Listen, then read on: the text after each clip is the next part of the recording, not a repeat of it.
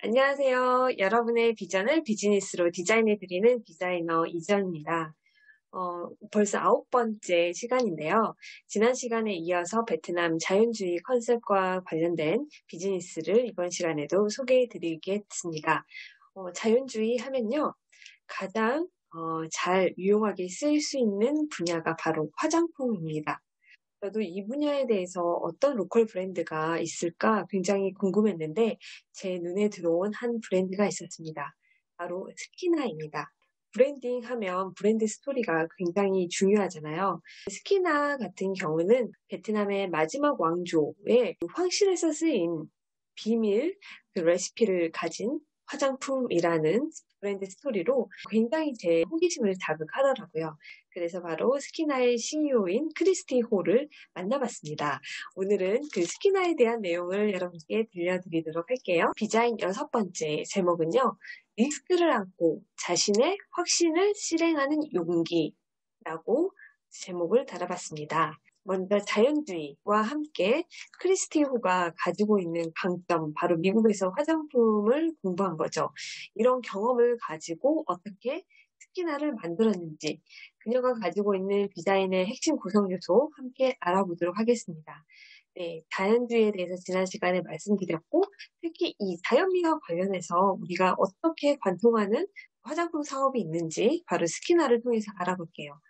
사실 베트남에서 미국이나 선진국으로 이렇게 유학 가거나 아니면 그 나라에 이민 가서 살 경우에는 굉장히 많은 투자를 했고, 그게 바로 자신들의 삶을 더 풍족하고 더 나은 방향으로 갈 수 있다라는 그런 신념 때문에 베트남의 많은 부모들이 열심히 노력해서 자녀들을 해외로 보내고 있는데요. 그럼에도 불구하고 미국에서 생활을 한 자신의 딸이 베트남으로 돌아와서 그것도 불확실한 시장에서 사업을 한다고 하자 크리스티호의 부모님들이 굉장히 반대를 했습니다. 스키나의 CEO인 크리스티호는요, 그래도 자신이 가지고 있는 신념, 그리고 확신, 이걸 한번 해봐야 후회를 하지 않는다라는 생각 때문에 그럼 5년만 시간을 달라. 5년이 지나도 만족스러운 결과가 없다면 포기하겠다라고 부모님과 약속을 하고 베트남으로 돌아와서 이 스키나라는 사업을 하게 됩니다. 사실 혼자서 아이 셋을 키우는 엄마이기도 해서요. 엄마가 자녀를 돌보는 진실한 사랑, 그리고 진정한 가치, 이런 것들을 담아서 이 화장품 사업을 하고 있습니다. 그녀는 베트남에 돌아와서 아이를 낳을 때 피부 트러블이 있었는데 할머니가 주신 비밀 연고, 그 연고를 바르고 너무나 좋아진 거예요. 알고 봤더니 그게 베트남 마지막 왕조가 가지고 있는 황실비법의 그런 레시피로 만들어진 화장품이었던 거죠. 그녀가 미국에서 경험한 화장품 기술력, 그리고 그녀는 베트남 사람들의 피부, 그리고 그런 자연 환경에 따른 라이프 스타일과 피부의 관계, 이런 것들을 잘 알았기 때문에 어떤 글로벌 회사보다도 베트남 사람에 맞는 화장품을 제공해 줄 수 있는 역량과 강점이 있었던 거죠. 그래서 자연주의를 추구하는 베트남 소비자들을 위해서 차별화된 천연 화장품을 만들 수 있었습니다. 그녀는 그렇게 꿈이 크진 않지만 양보다는 질로 승부하는 여사였습니다. 그래서 5년 뒤에는 주요 도시에서 한 5개에서 10개 정도 매장을 열어서 베트남 사람들이 가장 좋아하고 베트남에서 가장 유명한 스킨케어 브랜드가 되는 걸 목표로 하고 있고요. 그녀에게 가장 중요한 건 신뢰, 그리고 도전, 성장이라고 합니다. 스키나의 크리스티호 같은 경우는 굉장히 또 적극적이고요. 그리고 계속 끊임없이 고객과의 소통을 하면서 신뢰를 쌓아가는 것.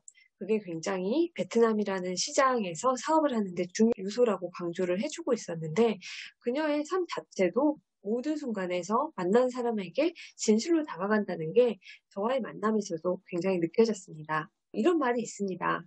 자신의 확신의 크기만큼 자신의 리소스를 투자한다. 그래서 확신이 크지 않으면 사실 우리가 시간과 비용을 쓰지 않죠. 여러분들은 어떤 분야에 확신이 있나요? 이걸 하지 않는다면 후회하는 분야. 모든 사람이 불확실하다고 반대함에도 불구하고 내가 하고 싶은 일에 과감하게 도전할 수 있는 그런 분야. 또 그걸 해낼 수 있는 용기가 굉장히 중요하죠. 얼마 전에 아이폰이 가지고 있는 그 에어팟에 대한 아티클을 읽었는데 아이폰 역시 많은 사람들이 조롱하는 가운데 에어팟을 출시를 했습니다. 그럼에도 불구하고 아이폰에 이어폰을 연결하는 고리도 없애면서 이런 새로운 분야에 뛰어들 수 있었던 거는 자신들이 가진 확신을 실행할 수 있는 용기 때문이라고 합니다. 의식 수준을 넘어서라는 데이비드 호킨스 박사의 책을 보면요. 용기라는 게 높은 의식과 낮은 의식을 나누는 그 중간, 딱 200 수준의 그런 의식이라고 할 수 있는데요. 이 용기라는 건 불가능에서도 도전하는 자신의 확신을 과감하게 믿고 실행하는 그런 것이라고 합니다. 사업을 하는 데 있어서, 즉 디자인을 하는 데 있어서 확신에 따른 자원을 투입, 그리고 그걸 실행하는 용기, 매우 중요하다고 생각이 됩니다. 네. 여러분, 오늘도 디자이너와 함께 의미와 재미 발견하셨나요? 그러면 다음 시간에 또 만나요. Come on, hang up lie.